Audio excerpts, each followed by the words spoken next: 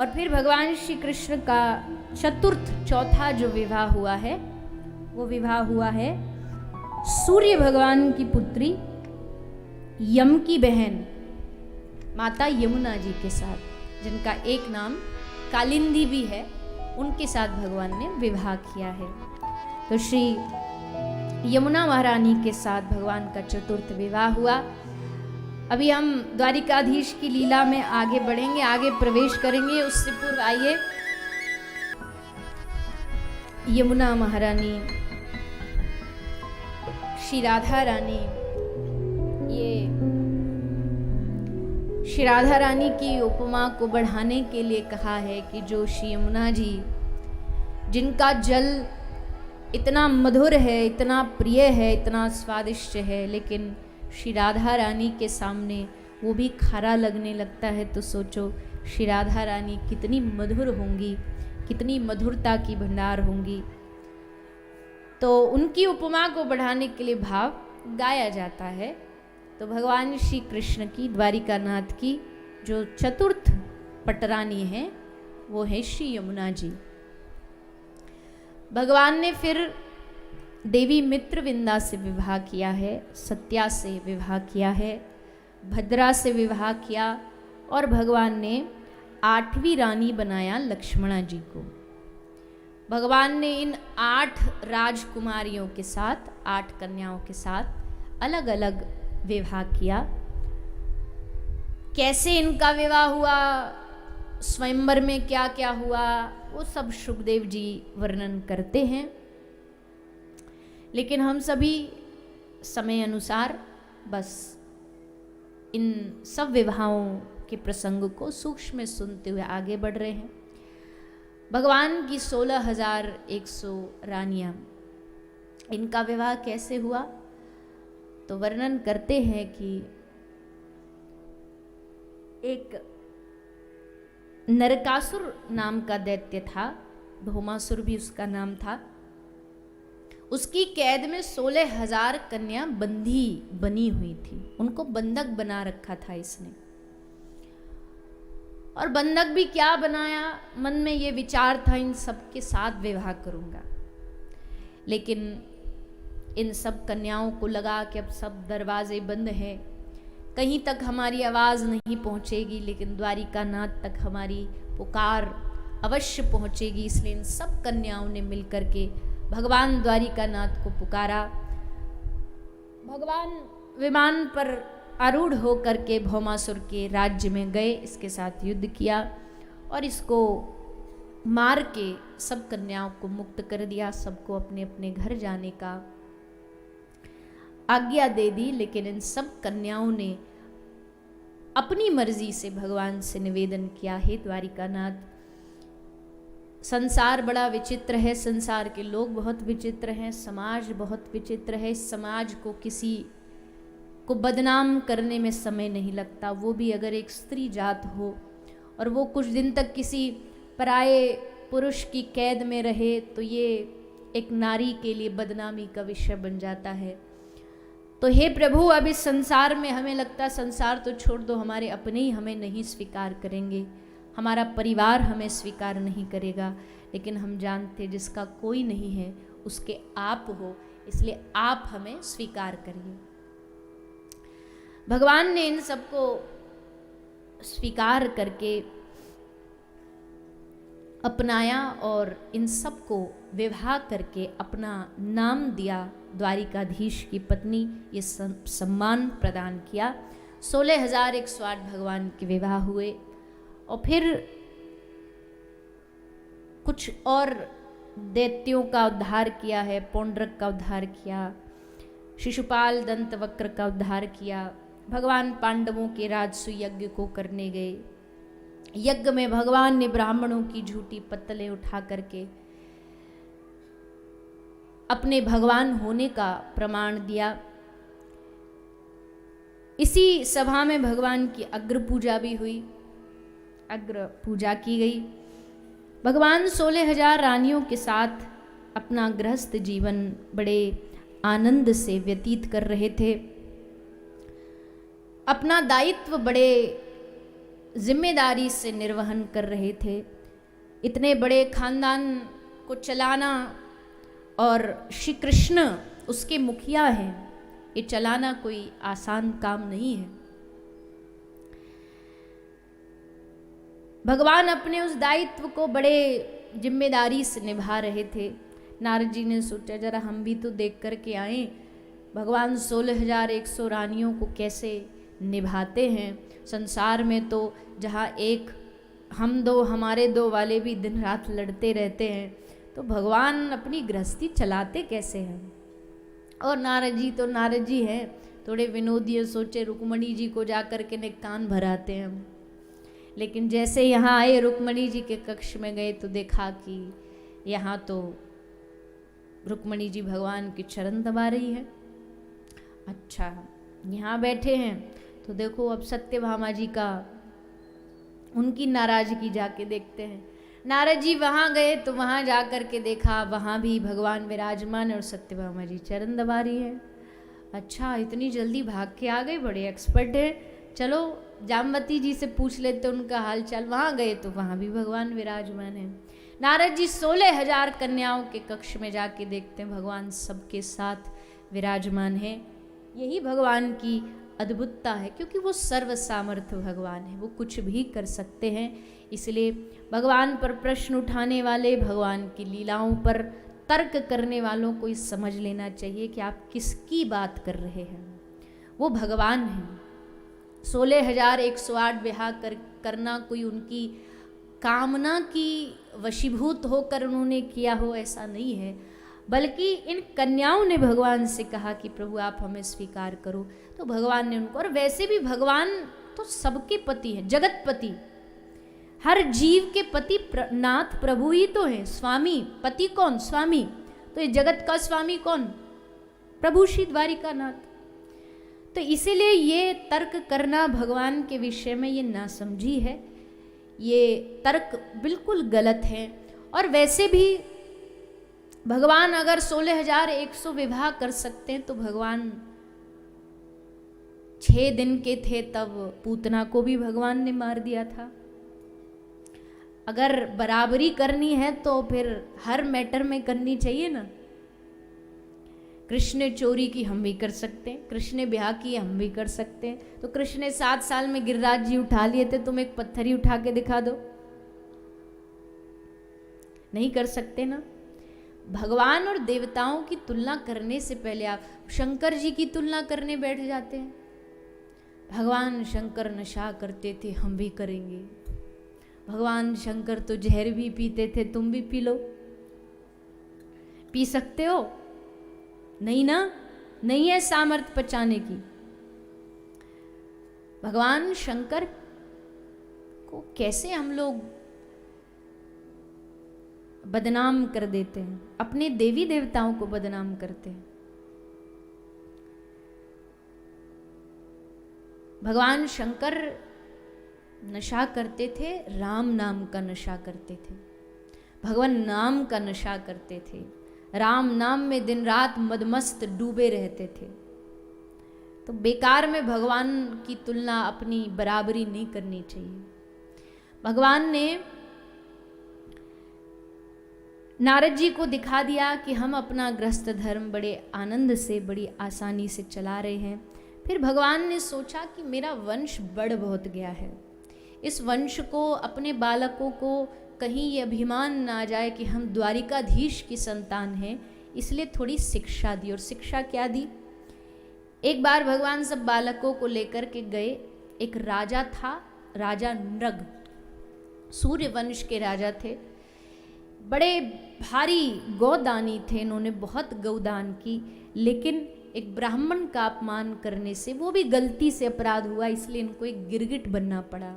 कुएं में गिरगिट बन करके राजा नृग पड़े थे। सब बालकों ने देखा कि जैसे उन्होंने भगवान कृष्ण का दर्शन किया, कृष्ण ने उसको छुआ, तो वो एक राजा बन गए और भगवान की स्तुति करते हुए भगवान के दिव्य धाम चले गए। तो भगवान ने अपने सब बालकों को समझाया कि कभी भी किसी ब्राह्मण का, संत का, वैष्णव का अपमान, अपराध नहीं करना। और ये बात हम सबके लिए ही है। आप किसी का सम्मान नहीं कर सकते, कोई बात नहीं, सम्मान न करो, लेकिन किसी का अपमान न करो। किसी को अपमान करने से वो सामने वाला कुछ बोले ना बोले, लेकिन उसकी पुकार को परमात्मा सुनता है। इसलिए किसी का अपमान, उसमें भी साधु हो, ब्राह्मण हो, वैष्णव हो, भगवान कहते मैं अपना अपराध भूल सकता हूँ, लेकिन मेरे भक्तों के प्रति किया गया अपराध, संतों के प्रति किया गया अपराध कभी नहीं भूल सकता। संतों का सम्मान ये हमारा गौरव है, लेकिन अगर हम उन्हीं संतों का अपमान, अपशब्द बोलने लग जाएं, बुरा शब्द कहने लग जाएं, इससे बड़ी अमर्यादा कोई नहीं हो सकती। हम कौन होते हैं संतों को सर्टिफिकेट देने वाले कि कौन असली संत है कौन नहीं है? हमारी हैसियत नहीं है, उसके लिए भगवान है ना, वो सबको सर्टिफिकेट दे देंगे कि कौन असली कौन नकली है। आपको देने की जरूरत नहीं, हमें देने की जरूरत नहीं। अरे ये आजकल के तो साधु बस बाहर के ही साधु हैं, भीतर से तो जैसे भी है, कम से कम बाहर से तो हैं साधु, बाहर से वस्त्रों से तो साधु हैं। आप ज्यादा नहीं तो उनके वस्त्रों का ही सम्मान कर लो, उनकी वेशभूषा का ही सम्मान कर लो, पर कभी किसी संत का अपमान न करो। जो अपराध भगत कर करही, राम रोष पावक सो जरही। भगवान का रोष, भगवान की क्रोध आग्नि उसे जला डालती है जो भगवान के भक्तों का अपराध करता है। विभीषण का रावण ने अपमान किया और विभीषण लंका छोड़ करके चले गए। और गोस्वामी जी ने लिखा, अस कही चला विभीषण जब ही, आयुहीन भय सब तब ही। ये बाद का युद्ध तो बस कर्म कांड था जो हुआ, आयुहीन तो लंका वाले उसी दिन हो गए जिस दिन विभीषण घर छोड़ के गया। इसलिए संत अपराध न हो, ब्राह्मण अपराध न हो, घर में कोई याचक आया है उसका अपराध न हो। नहीं दे सकते कोई बात नहीं, देने के लिए कुछ नहीं कोई बात नहीं, पर अपशब्द नहीं बोलो। कई लोग घर में कोई मांगने आ जाता ना, ऐसे उल्टे सीधे शब्द बोलते हैं, हट्टा तगड़ा है, कमा नहीं सकता, खा नहीं सकता, जा कमा ले, ये कर ले। अरे भैया वो करे न करे, उस तुम अपने बोल बोल करके क्यों बेकार में अपनी वाणी को खराब करते हो? लेकिन भगवान ने अपने ब्राह्मणों का अपमान न हो ये बालकों को समझाया, उपदेश दिया। उसके बाद भगवान ने जरासंध का उद्धार किया। एक पौंड्रक राजा हो गया था, ये राजा था, इसको एक मित्र मिल गया काशी नरेश। काशी नरेश बोला कि तुम तो मायावी हो, माया से तुम भगवान वासुदेव का रूप बना लो और हम तुमको सब जगह पुजवाते घूमेंगे, मतलब तुम्हारी हम पब्लिसिटी करेंगे जा जा के, और सब लोग आ करके तुम्हारे सामने लाइन लगा के खड़े हो जाएंगे। और ऐसा ही हुआ। काशी नरेश सबको बुला बुला के लाता कि ये असली वासुदेव, वो तो द्वारिका वाला तो नकली है, असली तो ये है। और महाराज पौंड्रक के वहाँ लंबी लंबी लाइन लग गई, सब लोग आने लगे, भगवान पौंड्रक की जय हो, भगवान पौंड्रक की जय हो। सब लोग पहुँच गए, सब पधार गए। भगवान को खुला चैलेंज लेटर लिख दिया, हम हैं असली, आओ हमसे युद्ध करो, सामना करो। भगवान ने सोचा अब तो असली वसुदेव से जाके मिलना ही पड़ेगा, तो श्री ठाकुर जी आए, पौंड्रक का उद्धार किया। इससे एक और शिक्षा मिलती है कि किसी को भी बड़ी जल्दी भगवान होने का सर्टिफिकेट नहीं देना चाहिए। खासकर हम भारत वालों को, हम बड़ी जल्दी पिघल जाते हैं। किसी ने हमसे आके कहा फलाने देवता के अवतार हैं, जय हो महाराज जय हो, हाँ आप तो फलाने ही वाले देवता हो, आप तो फलाने भगवान। इंसानों को इंसान रहने दे, इंसानों को भगवान न बना दे। हमारे सनातन पद्धति में कुछ स्टेजेस हैं, इंसान, फिर ऋषि, फिर देवता, फिर भगवान। अब हमने क्या किया, हमने सबको घुला मिला दिया, देवता भी उसी कैटेगरी में, भगवान भी उसी कैटेगरी में, इंसान भी उसी कैटेगरी में, सब कुछ को एक ही कैटेगरी में डाल दी। ऐसा नहीं होना। इससे क्या होता है, इससे फिर बाद में जा कर के उनका घोटाला सामने आता, फिर उंगली कुछ पर उठती है, सनातन धर्म पर। इसलिए सम्मान करो, अभी मैंने कहा ना, सम्मान खूब करो, पर भगवान होने का टैग सबको नहीं देना चाहिए, देवी देवता बनाने का टैग सबको नहीं देना चाहिए। भगवान भगवान है, देवी देवता देवता है, गुरु गुरु है। यद्यपि लिखा गुरुर ब्रह्मा गुरुर विष्णु गुरुर्देवा महेश्वर, लेकिन गुरु जब भी बैठेगा भगवान के चरणों में बैठेगा, गुरु भगवान की बराबरी में नहीं बैठेगा। हम क्या करते हैं आजकल, गुरु भक्ति होना बुरी बात नहीं, मैं स्वयं गुरु भक्ति के लिए दिन रात बोलती हूँ, लेकिन गुरु को तुम बिठा दो ऊपर और चरणों में बैठे भगवान, ये कहाँ की बात हुई? ये कहाँ की पूजा पद्धति हुई कि भगवान चरणों में बैठे और ऊपर उनको? तो पद्धति जो पूजा की हमें वैसी करनी चाहिए। माताएं बहनें थोड़ी ज़्यादा सावधान रहा करें, मैयाएं थोड़ी भोली होती हैं, ये जल्दी चिकनी चुपड़ी बातों में आ जाती है। किसी ने आकर कहा मैया हाथ देखना, हाँ बाबा बताओ जल्दी बताओ, और हाथ देख करके बाबा क्या बोलते हो, बस इतना ही बोलते हैं, मैया तू तो सबके लिए बहुत करती है पर तेरे लिए कभी भलाई नहीं मिली। जितना तू करती ना घर वालों के लिए, करती करती मर गई पूरा जीवन पर भलाई नहीं। हाँ महाराज जी बिल्कुल सही कह रहे हो। तो ये कुछ एक बातें हैं, एक की टोपी सबके सर फिट आ जाती है, सबको यही लगता है। भाइयों का हाथ देखो तो बोलो भैया कमाते तो बहुत हो पर जितनी मेहनत करते हो उतना फल नहीं मिलता। हाँ महाराज जी सही कह रहे हो। तो एक की टोपी सबके सर है। देखो जी मैं कोई भविष्य जानने के पक्ष में नहीं हूं, जो है मैं उनके विरोध में भी नहीं हूं। जिसको जैसा चाहिए मार्केट में सारी ही वैरायटीज उपलब्ध है, आपको जहां जाना है जैसा करना वो कर लेना चाहिए, कोई किसी को रोक टोक नहीं। पर अब मुझे बोलने बिठा तो मैं तो बोलूंगी। अपने जो शास्त्र से सीखा है, जो गुरुजनों से और वृंदावन के प्रेमी जनों से सीखा, वो इतना ही सीखा है, कोई भूत भविष्य जानना नहीं, वर्तमान में जियो, हरि नाम जपो, कृष्ण कृष्ण गाओ, मजे से खाओ और भगवान के नाम में डूबे रहो, आगे जो होगा देख लेंगे। और हम क्या देख लें, हमारे ठाकुर जी हैं ना वो देखेंगे, आगे वो खड़े हैं हमारे। क्यों डरे भविष्य में कि ये हमारा ये कर देगा, इसने हमारे घर पर ये तंत्र मंत्र कर दिया। एक बात बताओ, आपके कर्म अगर अच्छे हैं तो कौन दुनिया में आपका बिगाड़ सकता है? किसी में है हिम्मत कि तुम्हारे घर आके ये डाल गया? हम सुबह सुबह जगे थे, नींबू पड़े थे बाहर, 2 लाल मिर्ची रखी थी, इसका मतलब 3 टमाटर रखे थे। इसका बड़ा सीधा सा मतलब है, कोई तुम्हारा बेचारा कोई प्यारा है, लग रहा होगा टमाटर महंगे चल रहे हैं तो 2 नींबू टमाटर सामने रख गया, उसकी सब्जी बना लो। क्या इतना लंबा चौड़ा जानना क्या होगा? सुबह सुबह उसको देख लिया। कई लोग कहते ना आज तो दिन ही पता नहीं किसका मुंह देख के जगे थे। किसी का मुंह नहीं देखा था, सुबह सुबह उठ के अपना ही देखते हैं दर्पण में, शीशा में। जो कुछ हो रहा है अपना ही मुंह देख करके हो रहा है, किसी और के मुंह को देखने से दिन खराब नहीं होता। तो कुछ चीजें हैं जो शास्त्रीय, कुछ चीजें हैं जो बेकार मन गढ़ंत है। जब बिल्ली आ गई रास्ता काट गई, काम गड़बड़ हो गया। छींक आ गई, अरे छींक का काम गड़बड़ से क्या लेना देना?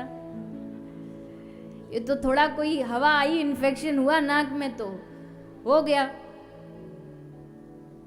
ये सब चीजों में नहीं पड़ना चाहिए। बच्चों को खासकर नहीं डालो। आजकल के जो जवान हैं वो वैसे ही भगवान में इतना ज्यादा नहीं मानते, ऐसे टोना टोटका और बताते, वो फिर और उखड़ जाते हैं, अरे ये सब क्या है, इसमें क्या है। और ये गलत बात नहीं है, जहां सच्चाई वहां सीखना चाहिए, कोई गलत चीज नहीं। अगर कोई बच्चा, कोई युवा आज का सही है ना, तो बड़े को उसमें मानने में संकोच नहीं करना चाहिए। भैया हम बड़े इसलिए हमेशा हम ही सही रहेंगे, ऐसा जरूरी नहीं है।